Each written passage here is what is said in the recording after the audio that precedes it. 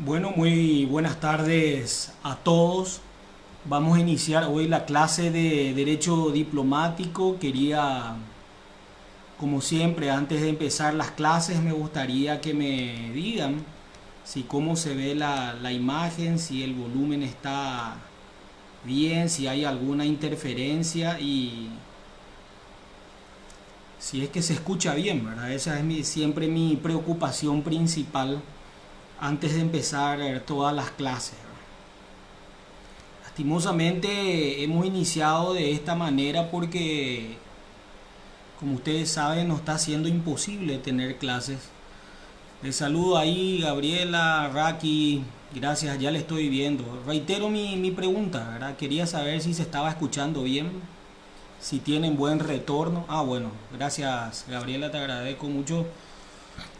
El, bueno, vamos a empezar hoy uno de los capítulos que constituyen un debate eterno en el Paraguay, que considero es muy importante analizarlo en detalle para no quedar instalados dentro del día de mañana ustedes con algún tipo de falencias en sus explicaciones. Y nos referimos a lo que, vamos a referirnos primero a la famosa frase que supuestamente don Carlos Antonio López le dijera al mariscal Francisco Solano López de que utilice la pluma y no la espada. Hay una intencionalidad de un grupo específico de conciudadanos de instalar que el mariscal Francisco Solano López era desequilibrado hasta cierta manera o que no tenía el suficiente equilibrio emocional que sí lo tenía su padre. Y nada más lejos de la verdad. Quienes dicen eso, quienes afirman eso, es porque no conocen realmente a Francisco Solano López. Y tampoco conocen la trayectoria de don Carlos Antonio López. Porque don Carlos Antonio López fue, hasta si se quiere, muchísimo más irascible, mucho más apasionado, mucho más, perdía mucho más los estribos que el propio Francisco Solano López.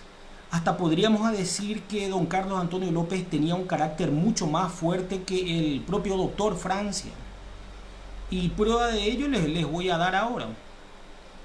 Entonces, cuando se dice de que Francisco Solano López provocó la guerra porque no tuvo el mismo criterio de administración diplomática de su padre, don Carlos Antonio López, no es así. Y quiero hacer simplemente un repaso con ustedes, ya que esto en su momento fue tema de examen dentro del análisis de la política internacional del Paraguay durante aquella época. Durante la época de don Carlos Antonio López, nosotros le declaramos la guerra al Brasil en 1855. Una armada compuesta al mando del almirante Pedro Ferreira de Oliveira, al mando de 2.500 hombres, vino a invadir el Paraguay. Ingresó, llegó hasta Tres Bocas y ahí fue detenido. Solamente se le permitió llegar al almirante Pedro Ferreira de Oliveira, que llevó adelante un diálogo directo con Verges, y la primera invasión de la historia de los Estados Unidos de América fue en contra del Paraguay. Imagínense ustedes, Estados Unidos estaba terminó su guerra civil, y en el caso del Paraguay fue el primer país en su historia que invadió. Acá la cuestión de Charles Hopkins, que como ustedes saben que vino en carácter comercial, vino después investido del carácter de cónsul, había fracasado en el establecimiento de una empresa en el Paraguay, se había tenido un altercado con un soldado dentro de su propiedad y había ido en Bermuda a obligar a que don Carlos Antonio López lo reciba en una actitud grosera. Nadie puede llegar con fuste y a caballo y exigir que el presidente de la República lo atienda. Fue expulsado, sus bienes fueron confiscados.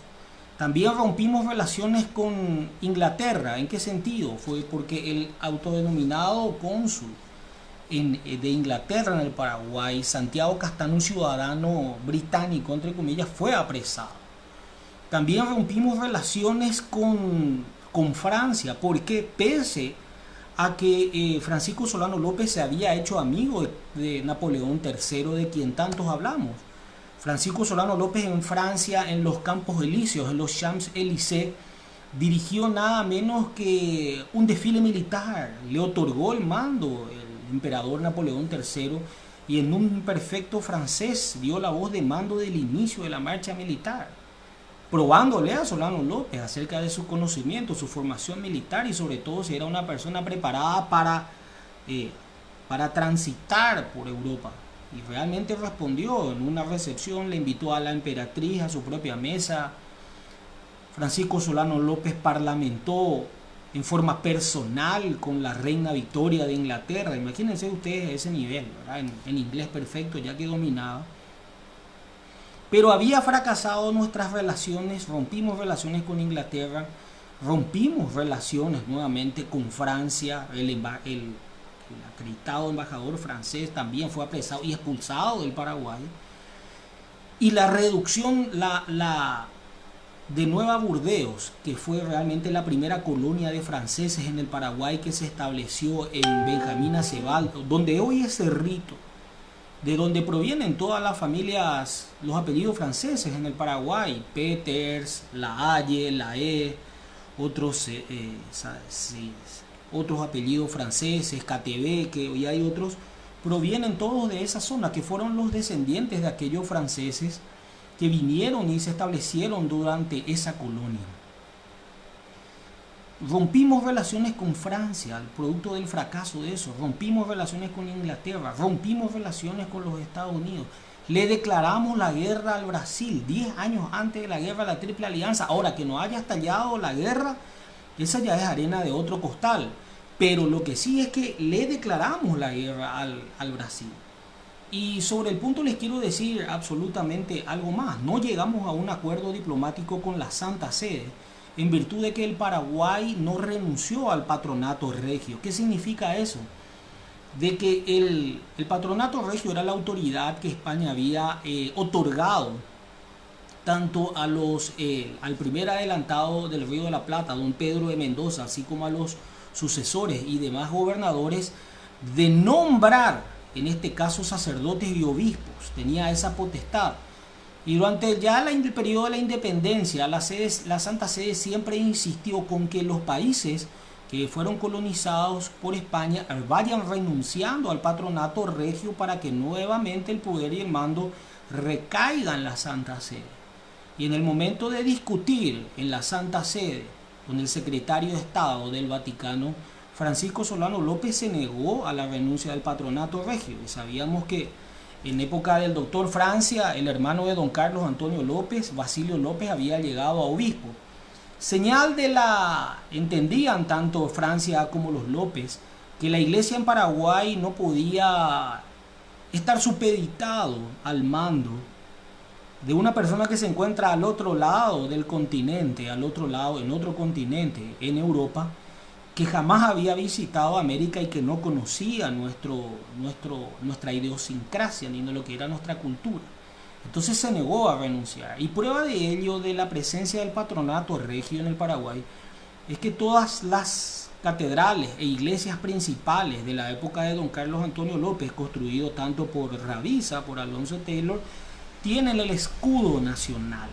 Por citar algunos, la Catedral de Paraguarí, la Catedral de Asunción, la Iglesia de la Recoleta, creo que también la de Catedral de Villarrica, y así podemos ir, tienen el escudo nacional. ¿Por qué tienen el escudo nacional? Porque la iglesia respondía en ese momento al Paraguay. No tienen las dos llaves de San Pedro, sino que la iglesia pertenecía al Paraguay. Y el doctor Francia tenía la potestad de nombrar sacerdotes y obispos.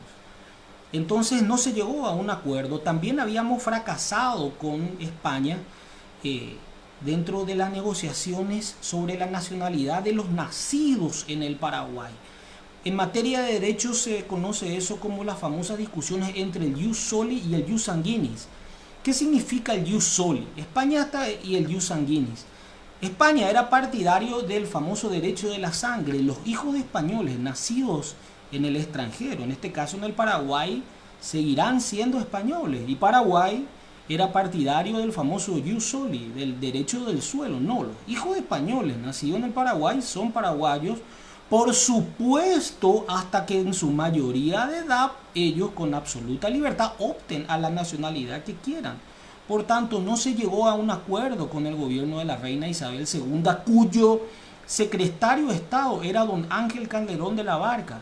Con el correr del tiempo y en medio de estas negociaciones en España, Francisco Solano López fue entendiendo que don Ángel Calderón de la Barca era argentino de nacimiento y era sobrino carnal de Manuel Belgrano. Quizás por eso, porque no creo que haya existido una casualidad, a su regreso de Southampton, Inglaterra, donde mandó a hacer y compró el Tacuary, le bautizó a la salida de España cuando don Ángel Calderón de la Barca lo alcanzó a Solano López para reanudar las negociaciones, porque tuvieron un sinfín de idas y vueltas, y con el tiempo Solano López fue entendiendo que simplemente le quería hacer el tiempo y desairar. Entonces le bautizó con el nombre de Tacuary a ese barco de guerra, a ese barco militar, como recordándole, esta es la batalla en donde a tu tío Manuel Belgrano le vencimos. Don Ángel Calderón de la Barca, vuelvo a decir, era sobrino de sangre directo de Manuel Belgrano. Entonces, son algunas de las casualidades que no se analiza en torno a eso. Como dije, le declaramos la guerra al Brasil en 1855. La primera escuadra de guerra de Brasil, compuesta por más de 20 embarcaciones militares, 2.500 infantes de marina, fue enviado en contra del Paraguay. Acá en época de don Carlos Antonio López se había expulsado al embajador brasileño en el Paraguay, Viana de Lima, y se lo había acusado de graves injurias en contra del gobierno paraguayo. También le declaramos la guerra a Buenos Aires en una alianza con Corrientes que no se llegó a materializar, pero le declaramos la guerra. Brasil envió esa escuadra de guerra y en 1858-59, como ustedes saben, Estados Unidos envió la primera flota de invasión de guerra de su historia al Paraguay. Muy poca gente sabe eso, ¿verdad? Llegó nada menos que el Comodoro Zurich, el Fulton, ingresaron por una cuestión justamente también y causó alarma, primero en Río de Janeiro y luego en Buenos Aires, la presencia de una escuadra de guerra, la primera autorizada desde el Senado del Congreso de los Estados Unidos, y sobre todo bajo la presidencia del presidente Buchanan, de invasión al Paraguay para saldar y encontrar justo resarcimiento a lo que le había ocurrido a la empresa de Charles Hopkins, la paraguayo-americana empresa de extracción que tenía lo que hoy es la Villa Occidental, tenía su emprendimiento comercial. Y también lo que había tenido es que un barco, una embarcación de carácter científico, el Waterwitch, ¿verdad? Brujas de Agua, había ingresado en el Paraná a uno de los brazos prohibidos a la navegación, y pese a que fue alteado y con disparos de advertencia, el barco no se detuvo y fue disparado desde Itapirú, con la mala suerte de que dio justo al palo mayor que le cayó en la cabeza al timonel. Eso consideró necesario para que Estados Unidos proceda nada menos que a una invasión en el Paraguay. Entonces, cuando nosotros escuchamos que don Carlos Antonio López le dijo a Francisco Solano López que elija la pluma y no la espada, es algo totalmente traído de los pelos e inventado. Vuelvo a decir, don Carlos Antonio López era igual o peor de carácter que el doctor Francia, incluso mucho más apasionado. Esto no lo hizo Francisco Solano López en ningún momento. Todo esto que yo le estoy relatando ocurrió durante el gobierno de don Carlos Antonio López. Vuelvo a decir, le declaramos la guerra a Buenos Aires, le declaramos la guerra al Brasil, rompimos relaciones con Francia, Estados Unidos envió su primera flota de guerra al Paraguay, no llegamos a un acuerdo con la Santa Sede, fracasamos en nuestras negociaciones con España y con Inglaterra también, pese a ese buen parlamento con la reina Victoria de Inglaterra, habíamos nuevamente también fracasado y llegado a foja cero en las negociaciones. Tampoco se había arribado a un acuerdo, lastimosamente, en las negociaciones con Urquiza, Entre Ríos y el Imperio y en Brasil, para la solución definitiva del problema del dictador Rosas de Buenos Aires. Entonces, aquí quiero demoler aquello que se decía de que el mariscal era mucho más apasionado o desequilibrado de lo que decían en relación a don Carlos Antonio López dentro de lo que estamos repasando, cuando ustedes le preguntan, porque no es así. Don Carlos Antonio López tenía un carácter mucho más fuerte, más apasionado, y tampoco consideraba muchas cosas que se lo digan. Otro punto que quiero citar aquí dentro de este repaso que estamos haciendo es que el modelo social y popular que se había instalado aquí con el gobierno específicamente del doctor Francia y de los López, un gobierno que había tenido muchísima influencia de la formación sobre todo jesuita, del claustro de la Universidad de Córdoba, en donde fue educado el doctor Francia, en donde había sido imbuido de todas las ideas, incluso del gobierno de las reducciones jesuíticas. Ustedes saben de que más allá de la parte netamente religiosa o cristiana, que de por sí es extraordinaria de las reducciones jesuíticas, fue la fundación de lo que sería la República de Platón en la tierra, del hiperurano en la tierra, en una copia imperfecta de un mundo perfecto, si es que vamos a utilizar el lenguaje filosófico, que fue inaugurado en el Paraguay. Muy pocos aspectos del Paraguay son estudiados a nivel internacional, y algunos pocos de ellos, por citar algunos, solamente algunos, son, ¿verdad?, las Domingo Martínez de Irala, el nacimiento de la nación paraguaya, como vimos, la revolución de los comuneros, las reducciones jesuíticas, el doctor Francia, sin lugar a dudas, el paraguayo más estudiado del mundo, y la guerra de la Triple Alianza, el mariscal Francisco Solano López. A partir de ahí el Paraguay, dentro de los esquemas de enseñanza intelectual del mundo, desaparecemos, ¿verdad? O sea, yo con eso no estoy juzgando, pero si se estudia realmente en el Paraguay, son estos aspectos los que se analizan del Paraguay en materia internacional, analizado en el claustro. El doctor Francia, no vamos a hablar, ya lo repasamos, cuáles fueron las características de la independencia, pero al decir de Richard Alan White, ¿verdad?, un profesor de la Universidad de California, sociólogo e historiador, habla de que el primer hombre fue el segundo hombre paradigmático en la historia del Paraguay.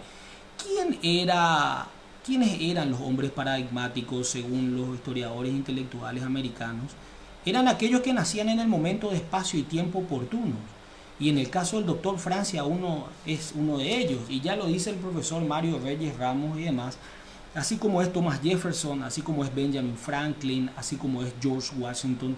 En el Paraguay fue el doctor Francia, que se encontró con una realidad que lo chocó de frente, porque por un lado, Buenos Aires, que nos consideraba al mando de Rosas ya como la provincia rebelde, y por otro lado los bandeirantes que habían rebasado la línea de Tordesillas e incluso de los del Tratado de San Ildefonso de 1777, que, abriendo paréntesis ahí, Félix de Azara vino a demarcar y a demostrar la existencia de los ríos Ureí e Idineima, de los cuales siempre Portugal tenía la misma práctica de lo que era Roma y de lo que era Inglaterra. ¿Qué significa eso? Cuando iban a perder en el campo de las demarcaciones con pruebas fehacientes, hacían lo que Roma e Inglaterra, simplemente se retiraban hasta encontrar un momento político oportuno donde imponer, y bueno, ese momento ya sabemos llegó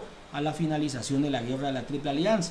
Félix de Azara no tuvo nunca, llegó el emisario portugués de encargarse, entonces los 20 años que pasó en Paraguay, escribió sobre la fauna, la flora, el comportamiento del clima, en unos trabajos realmente extraordinarios. Pero al punto que quiero ir y llegar es que, por un lado, estábamos amenazados de invasión por parte del Imperio de Portugal, y por otro lado la invasión por parte de Buenos Aires, que consideraba al Paraguay la famosa provincia rebelde y permanentemente insistía con las famosas notas de envíos de diputados que reconozcan la supremacía de Buenos Aires como capital, mantener incólume la integridad del virreinato del Río de la Plata era su intención, que simpatizaba a muchos paraguayos, nobleza obliga a decirlo, entre ellos Gamarra, Cabañas y los hermanos Yegros habían parlamentado con Manuel Belgrano, quien les había hablado de la conveniencia que tendrían de formar parte de las Provincias Unidas para tener un acceso natural al mar y que con sus representantes y diputados iban a ser reconocidos en el gobierno y que algún día en unas elecciones los habitantes de esta provincia podían llegar a ser jefes de Estado de lo que sería después la Argentina. Eso no cayó mal. Belgrano tenía una tesis que decía: ¿y qué van a hacer ustedes solos ahí en el medio del continente? No hay caminos, la única salida son los ríos, que entre paréntesis hoy están secos, ¿verdad? Pero esa fue la realidad del contexto con que se encontró el doctor Francia. Y al decir de Justo Pastor Benítez, que es un intelectual liberal, que no pertenece ni siquiera al Partido Colorado, el doctor Francia encontró una salida económica a la situación de acogotamiento político que tenía. ¿Y a qué me refiero con esto? Encontró una salida económica a una situación de opresión política. ¿Por qué? Porque no tenía dinero y los ríos estaban vedados a la navegación de los barcos paraguayos. ¿Qué significa eso? Realiza la más dura y terrible reforma económica y agraria de América. Procede a la nacionalización de todas las empresas privadas y de todas las tierras privadas, especialmente de los españoles, de los encomenderos, de los españolistas, principalmente a favor del Estado paraguayo. Nacionaliza todas las tierras y realiza la gran reforma agraria en América al otorgar 30 hectáreas de propiedad a cada campesino paraguayo, ¿verdad? A quienes se les otorgaba semilla. Él mismo en forma personal dirigía y controlaba en detalle a cada uno. Incluso cada maestra tenía cada 2 meses con su familia una res, se faenaba para alimentación de su familia. Con el tiempo, el ganado vacuno, equino y de oveja en el Paraguay llegó a un número tan grande que no hubo capacidad de consumo. Hasta se tuvo que practicar un sacrificio, una especie de rifle sanitario sería hoy en la actualidad. La producción de yerba mate, de tabaco, llegó a récord realmente increíble. Y por supuesto, lo que quiero llegar es que el aislamiento, hay otro punto escrito sobre él, no fue una elección del doctor Francia. El aislamiento le fue impuesto al Paraguay y el doctor Francia encontró una salida política y económica al aislamiento que se le había impuesto para que fracasemos como país. De ahí que el término porteño, que viene de puerto, vuelvo a reiterar, no nos cayeron simpáticos desde hace poco con el fútbol. No, el término porteño, que viene de puerto, viene ya desde la época de los famosos puertos precisos de Santa Fe y Corrientes y Buenos Aires, en donde los productos paraguayos eran obligados a descender a tierra para ser reembarcados nuevamente en las embarcaciones con el objeto que se pudran, porque eran productos perecederos. Siempre se buscó la expoliación. Es lo que hablamos en la clase anterior cuando dijimos que hijas ingratas traicionaron a su madre, porque tanto Corrientes, Santa Fe como Buenos Aires fueron fundadas por asuncenos, y muy poca gente sabe, por ejemplo, que solamente 11 españoles compusieron la fundación de Buenos Aires en 1580 y más de 100 asuncenos fueron los que llevaban su costumbre, entre ellos la del mate y del tereré, ¿verdad? Por supuesto, y ese mismo grupo humano después fundó Montevideo. Y hoy eso es el patrimonio todo nuestro. Pues bueno, pues anda a decirle, por supuesto que no te van a reconocer si hoy ya patentaron la choclotorta, creo que el tereré también, y el mbejú, no sé cómo se llamaba, creo que le pusieron un nombre también ahí en el tema de cocineros. Pero a lo que quiero llegar es en ese marco toma esa decisión. Situaciones extremas, decisiones extremas, ¿verdad? Y por supuesto no había delincuentes, no había asesinos, no había mendigos, no había ladrones. Al entrar un preso en la cárcel se le otorgaba una Biblia, que Dios te perdone, porque aquí vas a cumplir tu pena hasta el último día, a favor del Estado. Y como una especie de Luis XIV, el rey sol, como diría el doctor Francis, y el Estado soy yo. Implantó, señores, acá hay otra gran falacia construida también sobre el doctor Francia, implantó un sistema de gobierno ya del consulado, que era un sistema de gobierno, porque él era experto. Ustedes saben que se recibió de derecho, pero en derecho romano y de teología en Córdoba. Era sin duda el hombre más formado del Paraguay, hablaba inglés con todos los viajeros, Wenger y Longchamp, que hablaban inglés, hablaban francés. Y tanto es así que durante el consulado hizo dos sillas, ¿verdad? La de César y la de Bruto. Jugaba con la ignorancia de los demás próceres. Sabía, anticipaba incluso con señales lo que iba a pasar. Y ustedes saben que tanto el consulado como posteriormente va a ser la dictadura, no es una dictadura como la conocemos hoy, como Pinochet, como Videla, sino que es una dictadura en el sentido romano del término. Ustedes saben de que durante la República Romana el Senado tenía la potestad de concentrar plenos poderes en un hombre en caso de extremo peligro de Roma. Y el caso más patente es el de Escipión, apodado el africano, que vence a Aníbal con sus elefantes que venía a invadir Cartago, ¿verdad? Y que se reproduce en esta película Gladiador, ¿verdad? Entonces, no se trató de una dictadura, fue una dictadura popular. Con el tiempo, el pueblo entendió que la rigurosidad del doctor Francia no iba en contra del pueblo, sino que iba en contra de aquellos que habían sido privilegiados durante la época colonial. Porque nobleza obliga a decir que los miembros del Cabildo de Asunción durante la época colonial no era el pueblo. Eran simplemente los que tenían mayor poder adquisitivo, los encomenderos, los que tenían cultivos de yerba mate, de tabaco. ¿Y quiénes hacían el trabajo? No lo hacían ellos, hacían los indígenas a través de un sistema de esclavitud que muchas veces negamos lastimosamente, pero que era la encomienda. ¿Qué decía la encomienda cuyos títulos tenemos? Encomendamos a cualquier español, te encomendamos una cantidad de indios en encomienda cuya obligación era darles de comer y enseñarles en la religión cristiana y sobre todo darles bautismo, porque decían de que los indígenas no eran seres humanos y por tanto no tenían alma. Y los indígenas tenían la obligación de trabajar hasta la muerte. Entonces, y es más, decían hasta que salían ganando los indígenas, porque los indígenas trabajaban hasta la muerte, pero los españoles al bautizarlos le otorgaban alma y entonces cuando morían iban al cielo. Y si no tenían alma no iban al cielo, o sea, tenían esa ventaja que al morir pasaban al cielo. Entonces, pero este es un disperso, pero es un disperso interesante para entender la sociología de aquella época. El doctor Francia se aferra muy fuertemente al contrato social de Rousseau.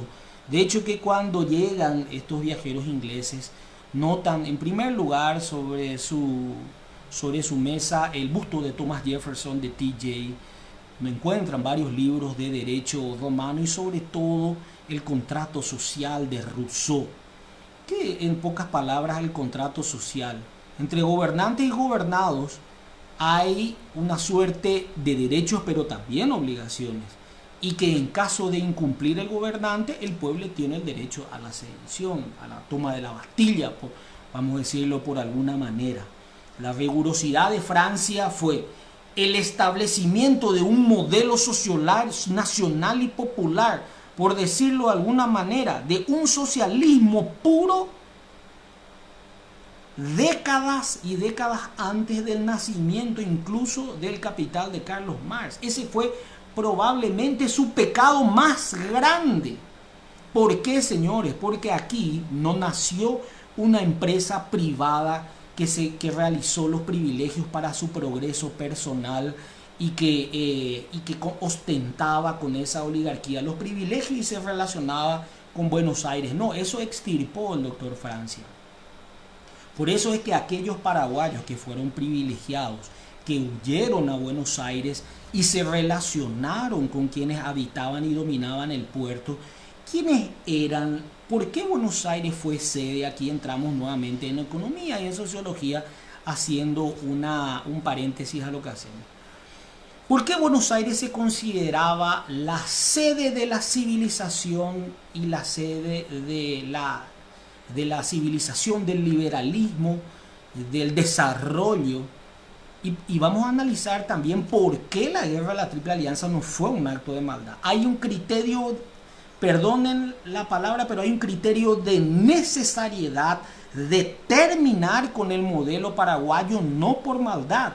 Y cuando dicen de que analizamos de que las guerras no son necesarias y que algún día tenemos que todo fair play, dame la mano hermano, mentira.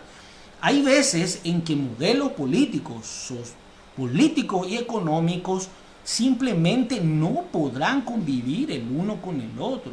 El modelo de desarrollo porteño de Buenos Aires se materializó intermediando todo el envío de los productos, que no solamente el Paraguay, a Buenos Aires le padeció el Paraguay y todas sus provincias internas, quienes recibían los productos desde las provincias a los comerciantes intermediarios del puerto porteño, por eso se le dice porteño de puerto, quienes le daban otro valor y vendían esas materias primas principalmente a Inglaterra, que ya estaba desarrollando la revolución industrial y que era el modelo, era lo que es Nueva York hoy en día.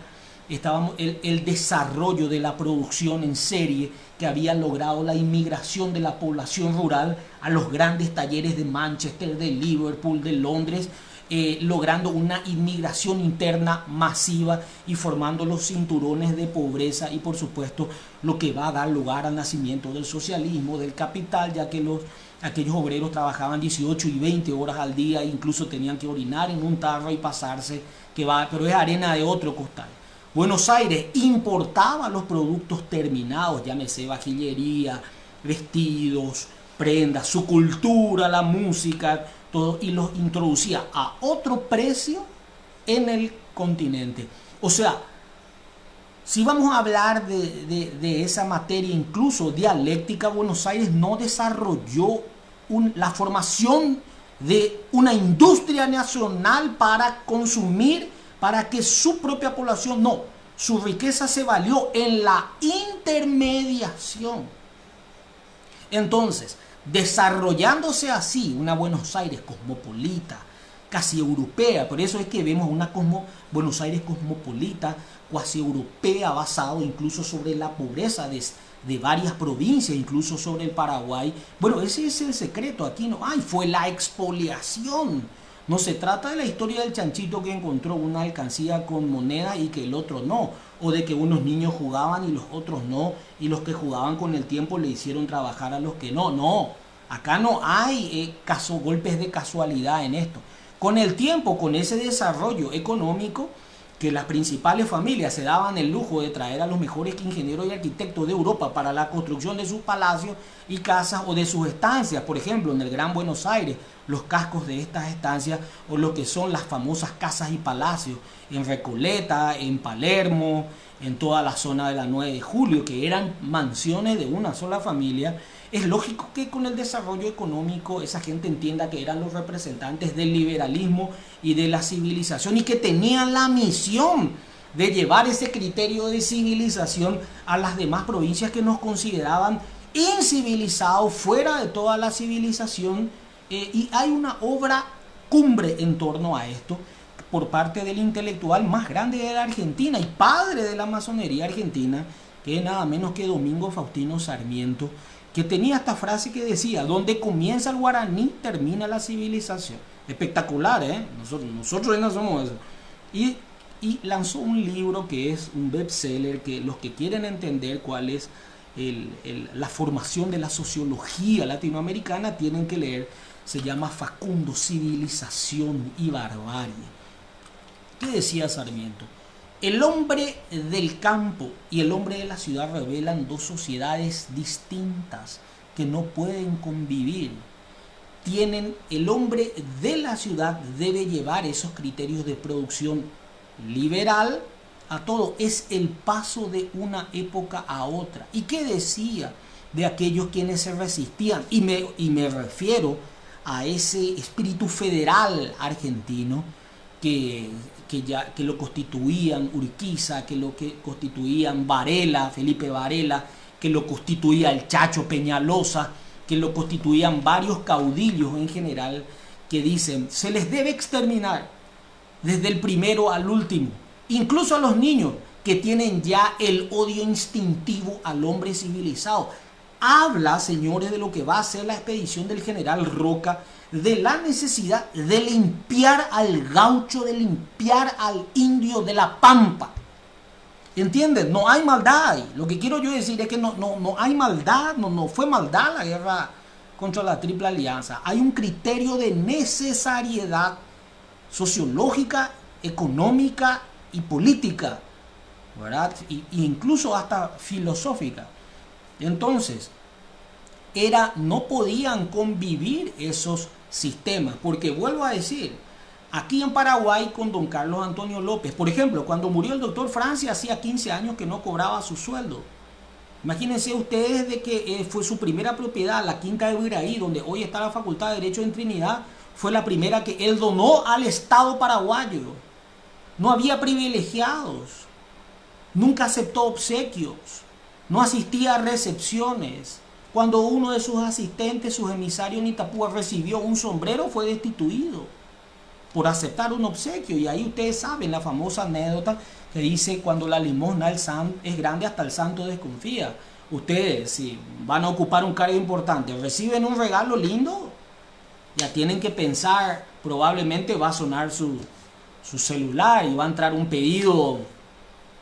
Ahora está tan de moda las licitaciones, bueno, no tiene nada que ver, ¿verdad? Pero quiero yo saber, por eso no aceptaba, no había clases privilegiadas. Todos los paraguayos sabían leer y escribir. Llegamos al 95% de alfabetización. Todos los paraguayos sabían leer y escribir. Tanto es así que aquellos niños que fueron educados en la época del doctor Francia, que constituyeron los soldados durante la guerra de la Triple Alianza, todos, que dijo Juan Bautista Alberdi, que todos encontraban el periódico, el Cabichuí y todos los demás, el semanario dentro de ellos, porque todos sabían leer y escribir. Entonces, ¿qué diría Alberdi? Los civilizadores encontraron la civilización que se fueron a implantar en los bosques del Paraguay de aquel que tildaban incivilizado. Espectacular.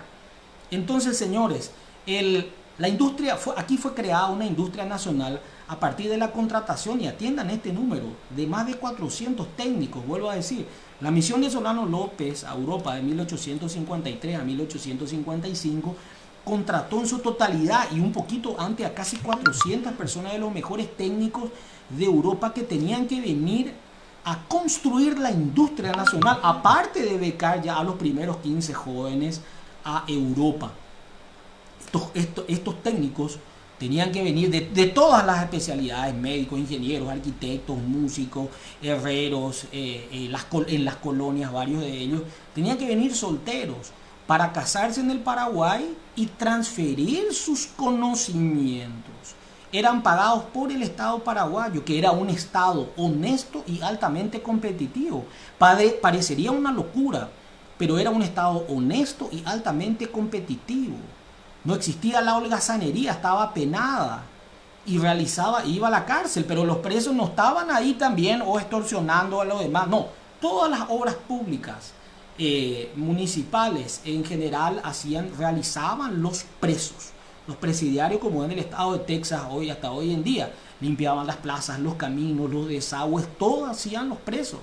No había ahí Hipólito Utía, ahí ni derechos humanos, ahí y Oliva, eso tenían que esperar muchos años todavía cuando eso. Y él tenía una máxima: Marte vela mientras Minerva duerme, el dios de la guerra está de pie mientras la de la sabiduría descansa.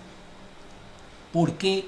Porque era la independencia del Paraguay la que se quería someter. Vuelvo a decir, cometió errores el ajusticiamiento de varios próceres, pero quiero irme más allá. ¿Qué pasa con don Carlos Antonio López y la formación de la industria nacional?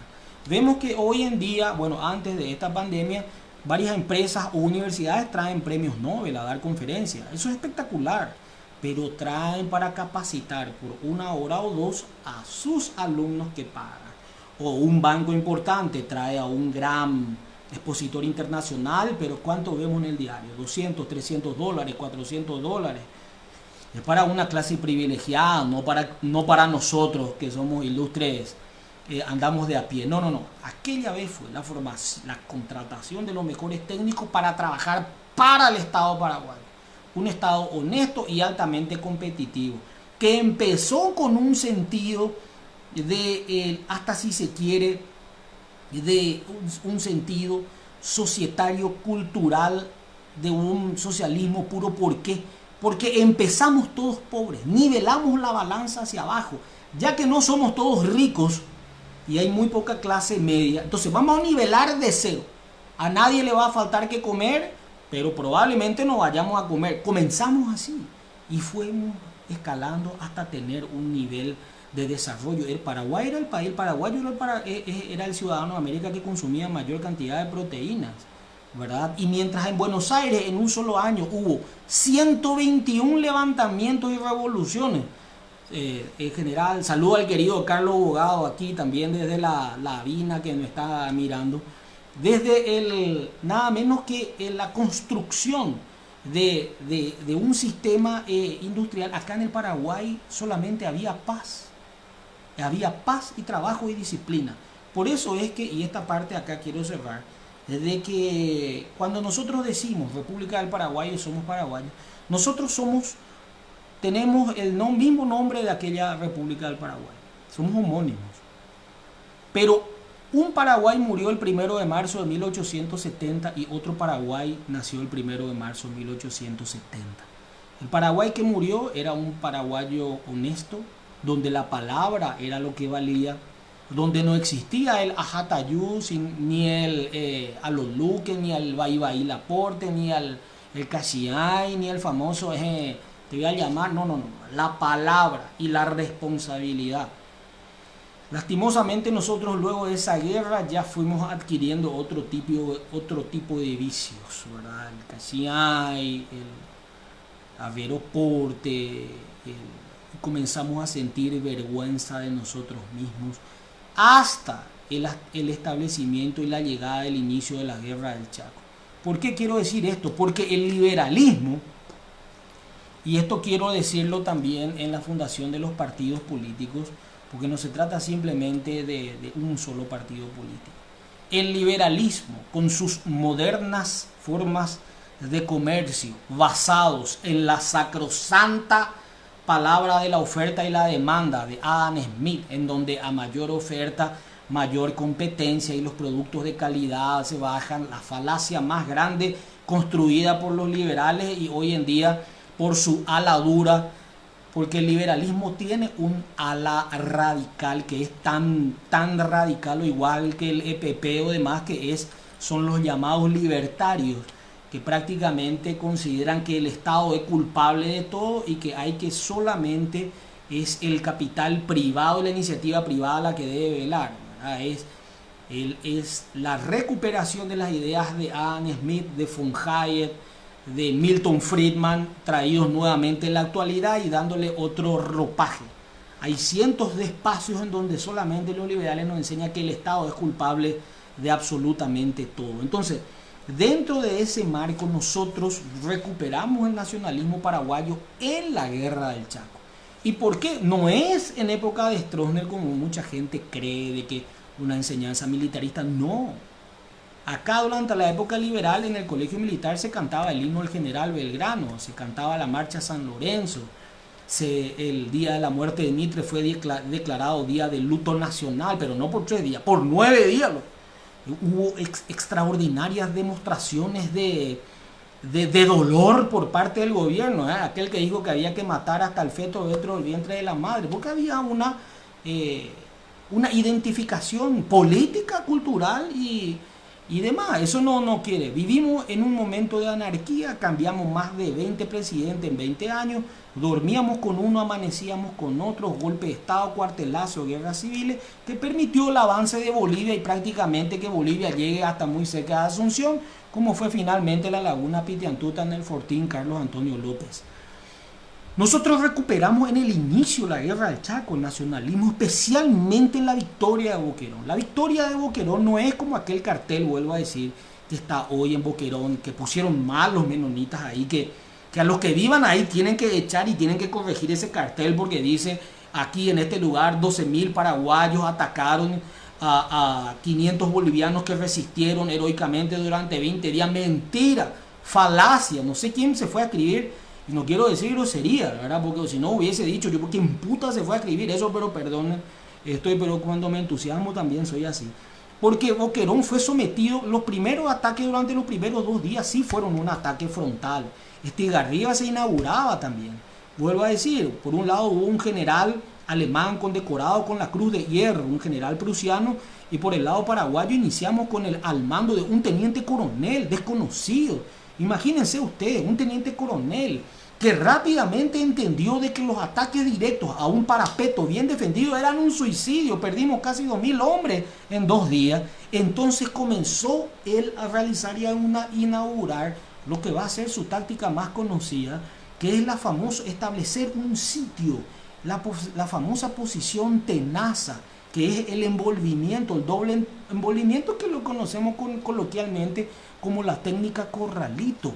Establecer el sitio sobre Boquerón y finalmente y con los rusos blancos que tenían, como que era especialista en artillería, principalmente el general a través de los árboles y con una torre construida artesanalmente, se logró concentrar los fuegos de ametralladora, de las ametralladoras Maxim, en trípode, como ustedes saben, que tenían más de 6 hombres, habían que calentarla sobre el único pozo de agua, y al no tener posibilidad de beber agua se iba contaminando el agua.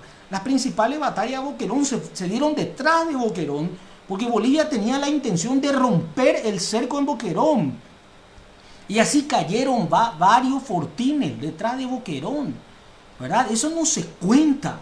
Dios mío, más de 5 o 6 fortines, más de 5 o 6 batallas se pelearon detrás de Boquerón al mismo tiempo de Bolivia tratando de romper el cerco paraguayo. Que cuando finalmente no tuvieron posibilidad y muere el famoso Víctor Ustares, que era una especie de yacaré valija, porque entraba y salía de Boquerón todas las veces que quería, y finalmente encuentra la muerte hoy en un lugar que se llama Palmar Ustares. Ahí recuperamos. La victoria de Boquerón es una victoria moral. ¿Por qué, señores? Porque aquí las principales familias de Asunción al inicio de la guerra del Chaco estaban seguros de que esto iba a ser un paseo de Bolivia.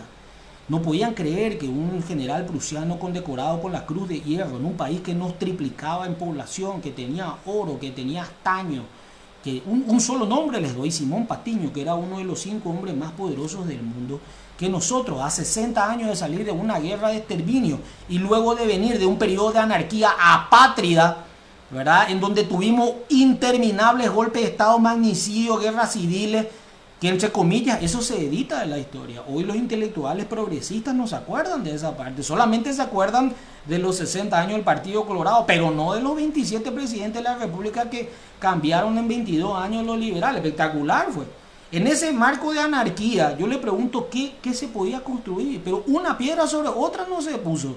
Encima, estas revoluciones no eran del pueblo paraguayo, eran entre facciones de un solo partido político, entre cheristas y chirifistas, entre cívicos y radicales, entre Sacopucú y Sacumbucú. Los Sacopucú, que eran afrancesados, cuando eran gobierno prohibían el guaraní porque decían que era un idioma de indio, ¿verdad? Espectacular, espectacular.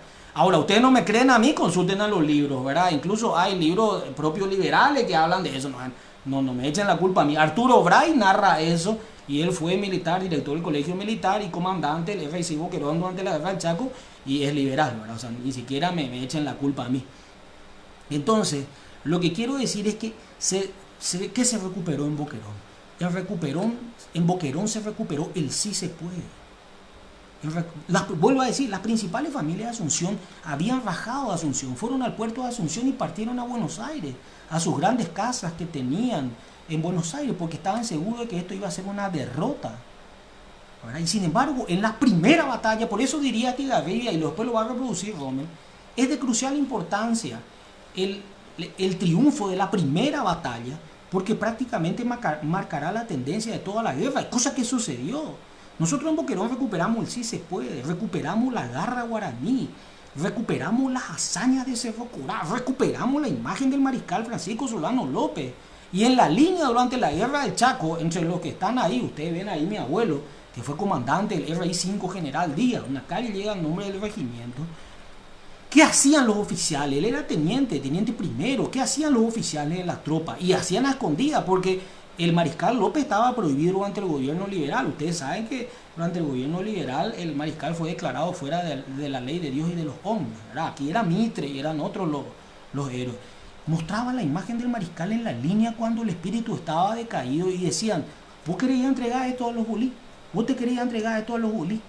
No, señor, vos vas a deshonrar esto. Y ahí aumentaba la cohesión. Por eso es que a la finalización de la guerra del Chaco, los paraguayos, luego de 3 años de guerra, en qué cabeza entra que luego de 3 años de guerra el ejército en campaña le haga un golpe y le eche a patada al doctor Eusebio Ayala y a José Félix Estigarribia?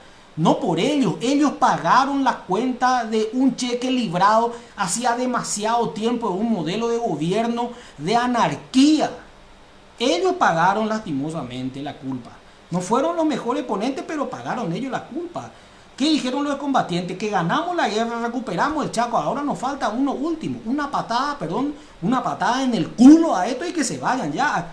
Y ahí recuperamos nosotros y aparecen al regreso de los combatientes de la guerra del Chaco ya las construcciones de las famosas plazas homenaje al soldado desconocido, con la imagen del soldado desconocido en todas las plazas de todas las ciudades de la región oriental, que entre comillas hay un proyecto hace tiempo de la izquierda que dirigida a terminar y a echar, a derribar todos las estatuas de homenaje al soldado desconocido, porque dice de que eso alimenta el heteropatriarcado opresor machista, aumenta también el militarismo en el Paraguay, muy asociado a lo masculino, y que eso hay que derribar.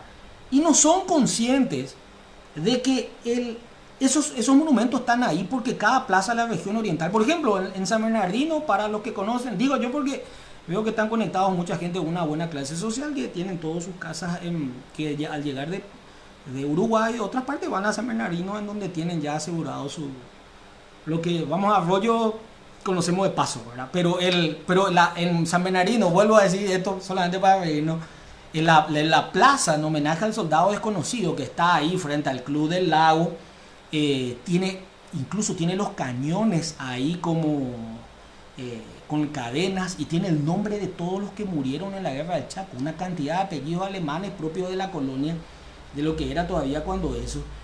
¿Por qué?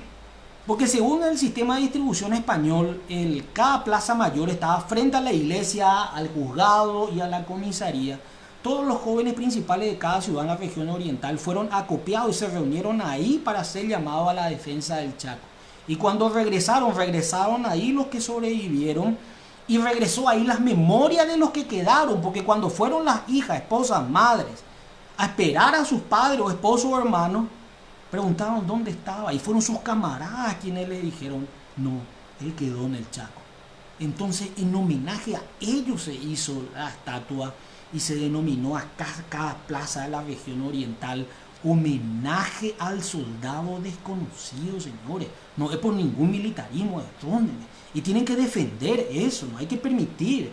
Acá lastimosamente una nueva izquierda, y no es la primera vez que presenta el proyecto de destruir todo eso, porque alienta al heteropatriarcado opresor machista, en donde por supuesto todos los hombres somos culpables de todo lo que le pasa a las mujeres, y que hay una intencionalidad de hacer una pelea de sexos, particularmente en donde mata como pintaron siempre en las calles, mata a tu hermano, a tu padre, y porque así serán libres supuestamente, y nosotros somos los culpables de la película. Entonces, este sistema de formación nacionalista se acrecentó posteriormente al triunfo de la guerra del Chaco con el presidente Morínigo, y ni qué decir durante el gobierno de la dictadura. Digo dictadura porque a mucha gente le molestó que yo diga el gobierno del presidente Stroessner sin decir la palabra dictadura. Bueno, durante la dictadura feroz del presidente Alfredo Stroessner, ese nacionalismo continuó. Vuelvo a decir, no lo inauguró, él lo continuó. Y aquí en las escuelas y colegios se enseñaba la materia de historia del Paraguay, pero con profesores de la talla de Luis G. Benítez, de quien me cupo ser nada menos el honor de ser su profesor asistente en la Facultad de Derecho, en esta materia, en Derecho Diplomático. El doctor Ramiro Rodríguez Alcalá, el doctor Hipólito Sánchez Kell, que me antecedieron en esta cátedra, ¿verdad? Y nada menos, y últimamente que tuve el honor de ser nada menos que ayudante de cátedra del último gran intelectual en el Paraguay en esta materia, que fue el profesor doctor Antonio Salum Flecha. Y en el golpe de Estado del 89, lastimosamente también perdimos, porque no todo estaba mal. Nuestra educación, que era netamente patriótica, nacionalista, Vuelvo a decir, aquí yo no estoy pontificando un sistema de gobierno, estoy tratando de ser netamente objetivo antes ya de ir a la última parte y cerrar la clase. Yo quiero saber si anteriormente y durante el gobierno de la dictadura uno podía llegar con un guardapolvo sucio a la escuela. Quiero saber si una niña o un niño podía llegar despeinado a la escuela. Quiero saber que si no sabía leer y escribir, si iba a pasar de grado. Quiero saber que me digan cuál era el nivel de las profesoras y profesores de las escuelas públicas. Ni siquiera hablo de la privada, no estoy hablando luego de la Teresa San José del Guet ni nada, eso que ya sabemos. Pero cuál era el nivel de los profesores y la profesora, por ejemplo, el Juan Ramón Dalqui, del comercio, del Nacional La Capital, del Nacional de Niña. Eso era casi un cuartel. ¿Cuál era el nivel de enseñanza de esos profesores? Y yo quiero saber si uno iba a pasar por recomendación ahí, o si no sabía leer y escribir. Porque, entre comillas, yo conozco gente que está en la facultad que yo varias veces le di para leer algo y después, disculpame, le dije y le quité el libro porque sentí vergüenza ajena. Hay profesionales universitarios que no saben leer hasta ahora. Se quitó la materia, en el 89 se eliminó la materia de historia del Paraguay. Se quitó la obligatoriedad del canto del himno nacional. Y a la historia del Paraguay se lo introdujo dentro de la materia de historia, en donde forma parte en forma marginal con la historia de toda América, también un poquito. Y por supuesto, los libros que se utiliza hoy, Santillana, que no recuerdo, el libro de una intelectual o historiadora, nace lo que hoy es la reforma educativa. La reforma educativa es simplemente la aplicación de una agenda que la ONU, las Naciones Unidas, otorgó al Paraguay. ¿Qué significaba eso? De que había que eliminar todas las nociones de orgullo nacional, patriotismo de la historia nacional, del chip de los nuevos niños que tienen que aprender a crecer en una realidad globalizada en donde las fronteras van a ser suprimidas y todo lo del extranjero vale más. Prueba de ello es que el nombre de todas las fiestas había y por haber de los colegios es el nombre en inglés y todo. No es lo que sé yo, tacuarí, un bareté, no. En guaraní no, porque es de indios, entonces tiene que ser en inglés porque eso significa superioridad.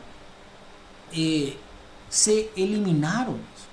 Hoy los niños no cantan el himno nacional y se intensificó y dominan a partir de ese momento con el famoso envío, las famosas direcciones de contenidos programáticos del Ministerio de Educación y Cultura, en donde establecieron la famosa reforma educativa con sacerdotes, donde estuvieron Ramiro Domínguez, donde estuvo el padre Montero Tirado y estuvieron otros sacerdotes jesuitas que elaboraron una forma de educación en donde dijeron es hora de eliminar este concepto de patriotismo arcaico, cuadrado, fascista. Hoy hablar de Solano López, del Mariscal o de los valores familiares es ser fascista. Yo digo, defiendo a la familia, soy nazi, así de sencillo. Si uno habla de Jesucristo, de los valores cristianos, bueno, ya son una mezcla entre nazi y fascista. Entonces, se eliminó eso y pasaron incluso a presidir el contenido del concepto de salud reproductiva dentro de las escuelas y colegios. Y sobre todas las cosas, y que se paró con los proyectos de leyes en donde establecen que la sexualidad, en donde dicen que los varones y mujeres no vienen con un género de nacimiento, vienen sexuados, pero su sexualidad y género es una cuestión personal de elección, de acuerdo a cómo se ven, ¿verdad? Y me puedo yo ver mañana, yo puedo ser un hombre y mañana verme como mujer, estando como hombre, y el Estado tiene la obligación de darme mi cédula de identidad como mujer y viceversa. Y puedo pertenecer a cualquiera de los 152 géneros que hasta el día de hoy está. Pero este objetivo principal va incluso en la arquitectura a los niños de menor edad, que es la verdadera fascinación de este nuevo concepto de globalismo que hay que estar. Porque las Naciones Unidas está sentada sobre 4 ejes fundamentales. El concepto de salud reproductiva en los países, que tiene que ver con el aborto, la esterilización y la planificación familiar, vamos a decir. En segundo lugar, el concepto de la formación de la ideología de género, en donde está el cambio de sexo por obligación y que la construcción del género es una cuestión de propia identidad de acuerdo a lo que cada uno se ve. La parte cultural, como vimos a decir, la eliminación de todo sentido de folclore. Usted, acá en Asunción no hay más un solo local, restaurante o algo donde toque música paraguaya. Ahora, para ir a bailar reggaetón, eso bueno, no sé, estoy seguro que después de esta cuarentena se va a multiplicar. No hay más, desde que se quemó el Cerro Blanco no hay más, nada. No hay. El idioma guaraní también fue reducido de una manera diferente, que voy a decir que es enseñarlo en forma gramatical, no hablado, siendo que es un idioma netamente hablado. El tema, señores, es que nuestros niños pierdan el arraigo. Y los liderazgos estudiantiles fueron todos penetrados a través de ONGs, por ejemplo, el FENAGE y otro, cuyo único objetivo es la instalación de un pensamiento político en el liderazgo estudiantil, en donde el nacionalismo, en donde la figura del Mariscal López y demás no tiene nada que ver, que hacen directamente y se trabaja realmente directamente con otras ONG que pertenecen a los famosos Open Mind, a las sociedades abiertas que vienen de las Naciones Unidas y de las cientos y cientos de ciudades que el globalismo y este nuevo marxismo cultural lo impone. Penetraron en el Ministerio de Educación y Cultura y dirigen incluso los programas de salud reproductiva del Ministerio de Salud Pública. Yo, por decir esto que yo le estoy diciendo a usted, dejé de ser políticamente correcto. Y por decir esto en forma objetiva, yo soy tildado de nazi y fascista. Soy considerado un tipo peligroso. Y por enseñar esto en el IRPE, dentro del Instituto Republicano de Política Estratégica, Amnistía Internacional hizo una nota para corregir los módulos que se enseñaban ahí. Llegaron a tal punto de la construcción cultural laica, de dividir y quitar a Dios de todo esto, porque hoy ser creyente o hacer la señal de la cruz en un lugar público antes de comer es sinónimo de burla. Si en un shopping usted se va y va a comer y hace la señal de la cruz, le miran prácticamente como si fuera que usted es un imbécil, un idiota. O sea, se ha instalado que el ateo es superior intelectualmente y porque no tiene necesidad de crear algo ficticio que lo sustente intelectualmente y que le permita vivir. Y el ateo no es superior intelectualmente. El ateo es ateo, no hay ninguna diferencia, pero intelectualmente superior, pero... Y la forma despectiva como te miran dentro de esa soberbia. Incluso todas las exposiciones culturales del cine y demás de la creación no tienen ninguna sola constancia de apoyo cultural ni ha ganado premios. Nosotros nos encontramos dentro de una batalla cultural, señores, donde la defensa, ¿por qué principalmente, vuelvo a decir, la familia? Tanto es así que yo tengo una máxima, como ustedes saben, en el IRPE tenemos, que es Dios, patria y familia. Y yo veo que varios de los debates que tenemos nos dicen, justamente al mirar, nos dicen, al decir Dios, patria y familia ya está todo dicho. O sea, soy un nazi. Usted defiende a la familia, usted defiende del nuevo marxismo, usted es nazi. Entonces, usted es fascista, usted no. Usted tiene que permitir que sus hijos sean educados en ideología de género.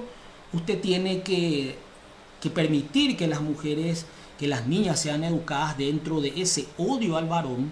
Incluso la ley de defensa de la familia, que ha sido sancionada lastimosamente y que ha devenido en una degeneración, hoy un hombre es simplemente condenado o puede ser incluso expulsado de su casa por la sola manifestación de una mujer y privado de su casa y de todos sus bienes, porque se presume su culpabilidad hasta que él demuestre lo contrario. Espectaculares.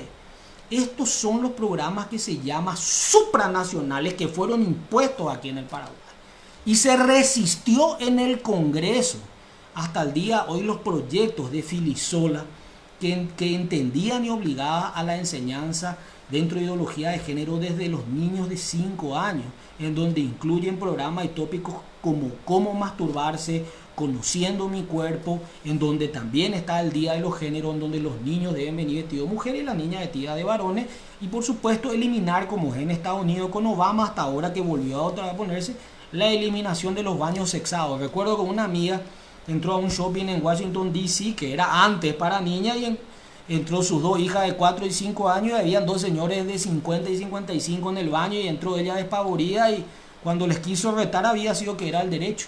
¿Por qué? Porque los baños no pueden ser sexados, porque cada uno puede identificarse con el sexo que le plazca. Espectacular, eso es lo que estamos. Ese es el globalismo. Entonces, usted tiene que tomar una decisión. Todos los valores antiguos de respeto, de trabajo, ¿por qué la familia debe ser eliminada? Porque la familia, ya lo dirían en forma izquierdista, es el primer centro de formación cultural del heteropatriarcado opresor machista. ¿Por qué? Porque es un estado de miniatura en donde el niño recibe las primeras nociones de derechos pero también de obligaciones y que en caso de incumplirlas sabe el niño que va a padecer el rigor, no necesariamente físico pero sí un rigor.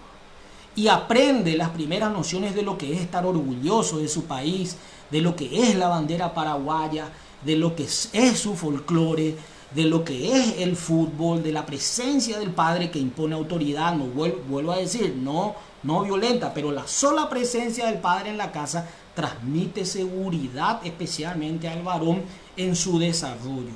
Y este nuevo orden mundial está demasiado celoso de eso y debe quitar a los niños de esa patria potestad que tienen los padres para ser adoctrinados dentro de una nueva naturaleza humana, y para eso necesariamente deben terminar con la familia.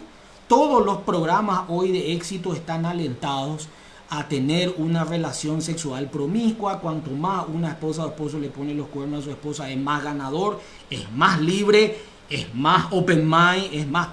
Y cuando se habla del respeto, de tener patrones morales, este es cuadrado, retrógrado, cavernícola, estronista, fascista, nazi, todo lo que sea. Estamos en esta situación. Ustedes no se engañen, señores. Acá el objetivo central de esto son los niños. ¿Y por qué hay que eliminar otras instituciones? También el cristianismo. No por el aspecto religioso que eso encierra en sí, que podemos tener toda la libertad. No, por una cuestión política. ¿Por qué? Porque los valores del cristianismo constituyen unos enemigos a esta agenda, ¿verdad? Porque no hay los valores morales del respeto, del género, pues los valores morales de amor a la mujer y de la familia constituye hoy un esquema que debe ser destruido.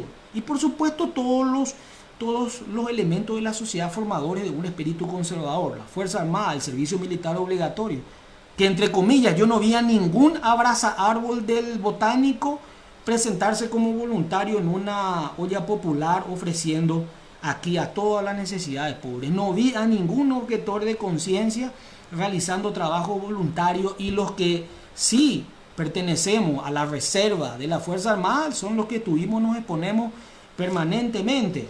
También el fútbol, entre comillas, entre otras cosas. ¿Por qué? Porque el fútbol, ¿por qué dicen tanto? Porque es heteropatriarcal y opresor. ¿Por qué? Porque genera espíritu de grupo.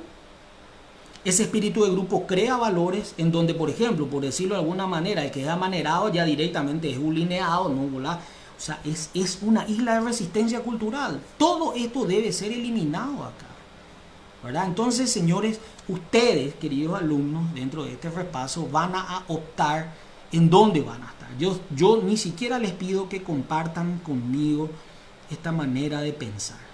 Pero acá, los valores sobre los que nacimos los paraguayos, todo lo que pagamos para tener el derecho de ver flamear independiente de nuestra bandera, porque ningún país en el mundo sangró tanto para que nosotros tengamos hoy el simple derecho de ver flamear independiente nuestra bandera.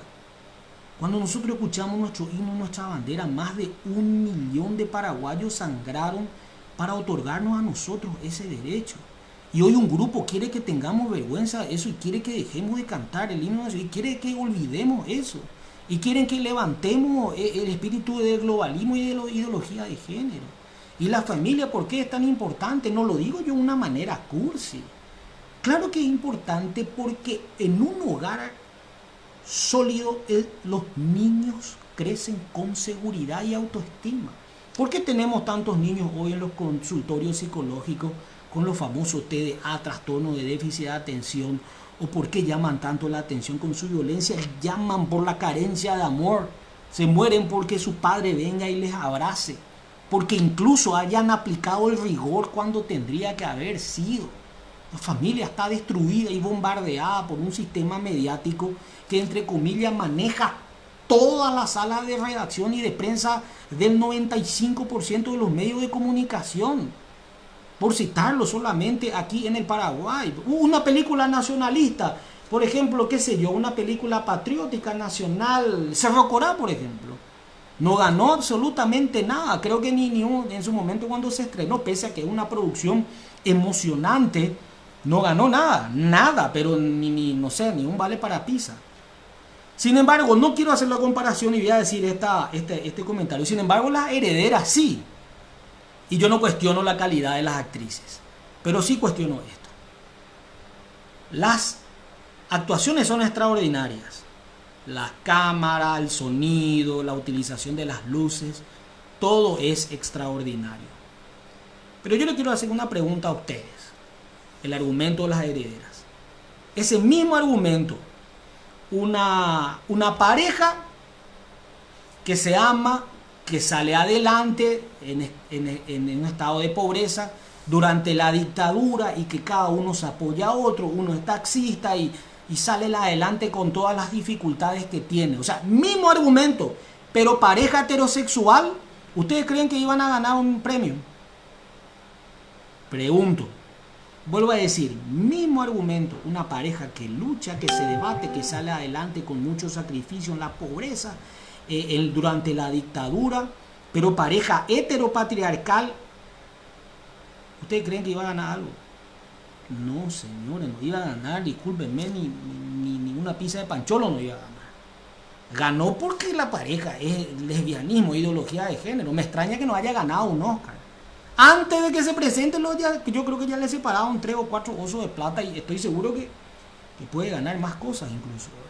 Entonces, nosotros estamos dentro de una batalla cultural, señores. Hay que entender esto. ¿Verdad? Todo lo que es la educación intelectual científica, por ejemplo, del CONACYT, está basado en la ideología de género. Todo lo que representan y dominan los suplementos culturales en los diarios y canales de televisión, de los cuales siempre me discuto yo con ellos, porque por supuesto soy cuadrado, retrógrado por defender la cultura nacional, está dominado por que no constituyen la mayoría, pero son los que tienen más voz mediática. Es más, la denigración es tal que si una mujer o ex amiga de ella, si una mujer es madre y se muestran una foto con su familia, ¿qué dicen las demás mujeres?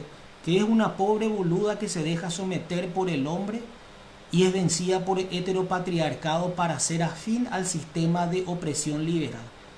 Pero así dicen. Entonces, una mujer, para que sea libre según ellos, no se tiene que bañar, no se tiene que depilar, se tiene que pelar y tiene que mantener la bandera verde, que es entre otras cosas. Digo otra cosa. Domingo Faustino Sarmiento decía de que había que matar al feto dentro del vientre de la madre de cada paraguayo para ganar la guerra. Pero había sido para las feministas, fue un visionario matar al feto del vientre de la madre, porque acaso no es lo mismo que ellos defienden. Y yo pregunto sobre esto y ya voy cerrando, para que ustedes vean cuál es la educación que se instaló a partir de 1989 dentro del marco dentro del globalismo. ¿Por qué? Porque una mujer es libre de hacer lo que quiera con su cuerpo, ¿verdad? ¿Quién va a objetar eso? Si una mujer se quiere cortar la mano, y viejo, le va a doler a ella, y bueno, y que se corte, o se quiere cortar un pie, y bueno, que se corte, ¿qué problema? Pero no le puede quitar la vida a otro ser humano adentro. Porque cuando uno le pregunta, ¿eso que está latiendo adentro qué es? ¿Eso qué es? Una lagartija. Eso, como ustedes saben, en el primer mes ya tiene su ADN diferente, tiene un latido diferente de corazón, tiene otro grupo de sangre diferente. Viejo, cortate la mano si querés, pero vos quién sos para quitarle la vida a otro ser humano. Y aparte, si tanto no le querés, ¿cuántas parejas hay que están esperando adoptar? No. Hay que eliminar el problema porque la mujer, el nuevo orden mundial dentro del esquema de reducción de la población, hay que asesinar al feto dentro del vientre de la madre, esterilizar a las mujeres pobres y hacer el sistema de planificación familiar colocando las famosas T de cobre cuando las chicas no saben. Eso está vigente acá, ¿entienden? Y no solamente acá en el Paraguay. Entonces, señores, esto le quería decir en este día de repaso, hoy saliendo un poco de este tema que es la pandemia, que ya estamos todos sobreinformados de coronavirus. Yo creo que al decir coronavirus nomás a mí ya se me baja la presión y ya no puedo más aguantar. No veo el día de un asado con cerveza y de volver a los gramados del fútbol de los cuales no me considero una estrella, pero sí alguien tácticamente ordenado, por así decirlo, que tiene bien en claro cuáles son las funciones de quite si quiere ganar desde abajo y con escasas proyecciones en los corners para definir.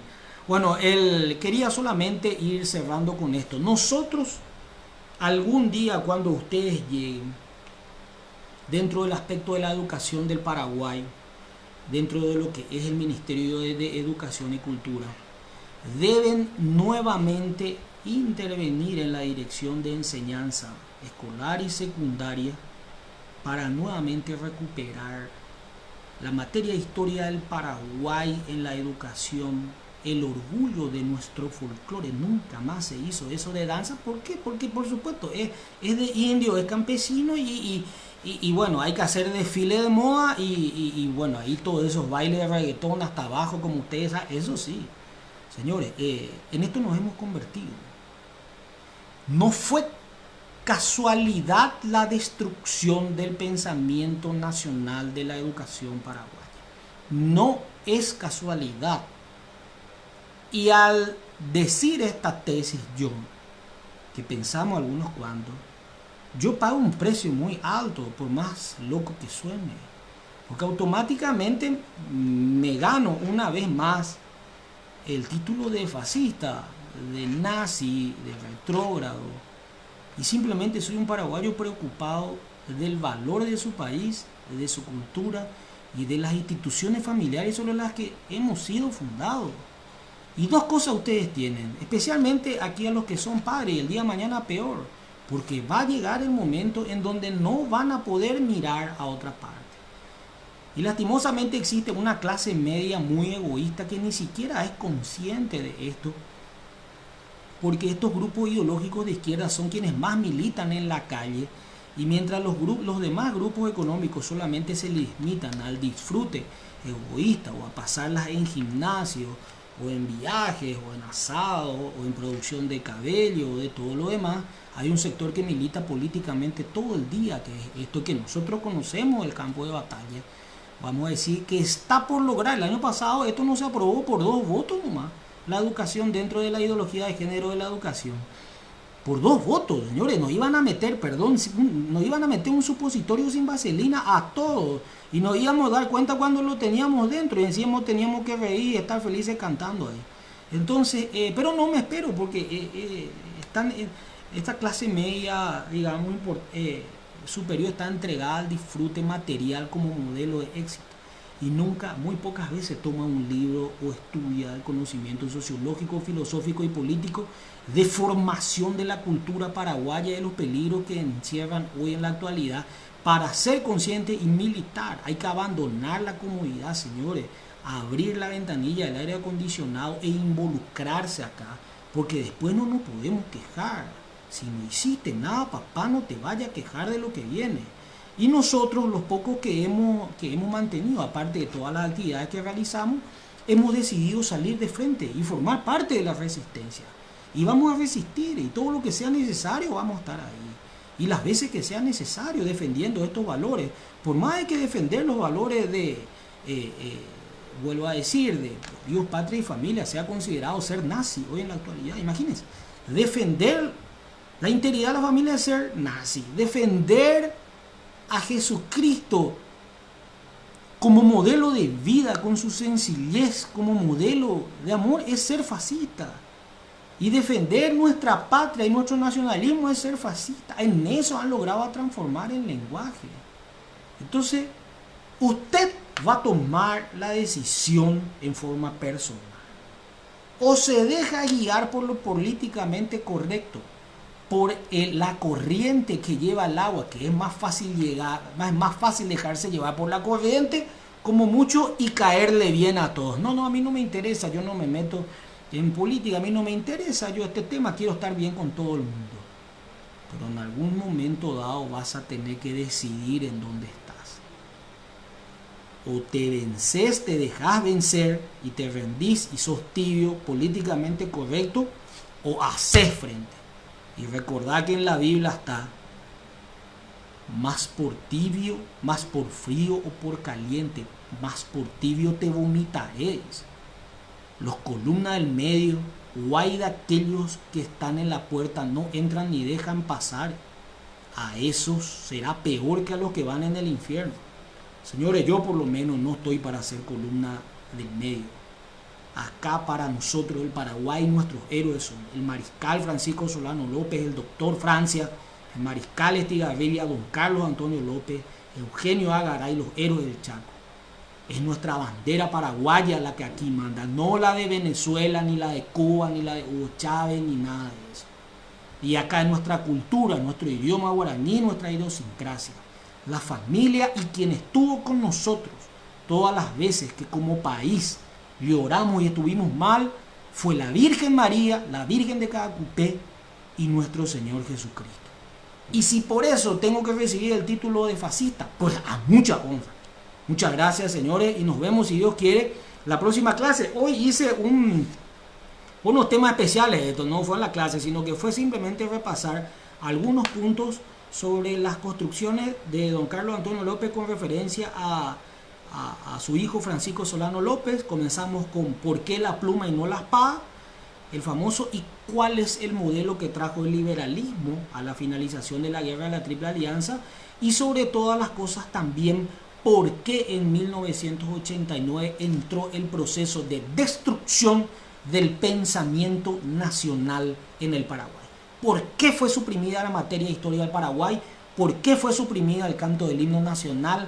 ¿Y por qué fueron suprimidos todos los libros de texto que hacían algo relacionado con la formación de la idiosincrasia paraguaya? Vuelvo a decir, no es casualidad, está totalmente programado y previsto. No sé, en este último minuto, si hay alguna pregunta que quieran hacer. Ahí le veo a Víctor, le veo a Fanny, le veo también a Luciana, vi que saludó también, le vi también a Jazmín, le vi también a Audrey, les vi también a Katy, les veo a todos ahí. Si quieren hacer una Estelvina, le veo si quieren hacer alguna pregunta, lo podemos hacer. Yo aquí no hice ningún juicio de valor de política hacia ningún sector. Acá estamos hablando como paraguayos, que es lo importante. Y esta pandemia nos ha enseñado que primero tenemos que preocuparnos por nosotros y luego por los demás. Porque a la hora de la verdad, con el Paraguay solamente estamos los paraguayos, señores. Y la idea esta de traer 300 médicos de Cuba sería una locura, Son 300 operadores políticos. Eso podemos hablar en la otra clase. ¿Qué libro recomienda con su autor para los alumnos del tercero de la media? Bueno, primer lugar para leer es Efraín Cardoso, Historia del Paraguay, Julio José Chavenato, El genocidio americano. Pero para comenzar, creo yo, el de Justo Pastor Benítez es brillante. El Paraguay independiente de Justo Pastor Benítez es una obra ineludible en la biblioteca. Es para nosotros los abogados, es la introducción al estudio del derecho de frescura y cándida, ¿verdad? Es la introducción, ¿verdad? Y después tenemos muchísimos otros, ¿verdad? El de Vísperas de la Guerra del Paraguay, tenemos el Imperio del Brasil y el Río de la Plata, tenemos muchísimos. Pero Efraín Cardoso creo que es el que más conocemos todos. Justo Pastor Benítez, La vida solitaria del doctor Francia. Bueno, que Dios, yo esta clase al último quiero encomendarme a la Virgen María de Jesucristo para que nos haya otorgado la posibilidad y la bendición de haber aprendido algo que nos pueda servir en nuestro día a día y que lo pongamos en marcha. Y ustedes, Señor, especialmente le digo a los estudiantes, no se callen más, militen, salgan, tengan una posición, así sea en un asado, así sea en una fiesta, así sea en un debate. Ustedes párense y no dejen que sus valores sean realmente llevados por delante por nadie. Mentira, acá en el Paraguay es Dios, patria y familia. Bueno, gracias. Que tengan ustedes un buen resto de jornada. Gracias.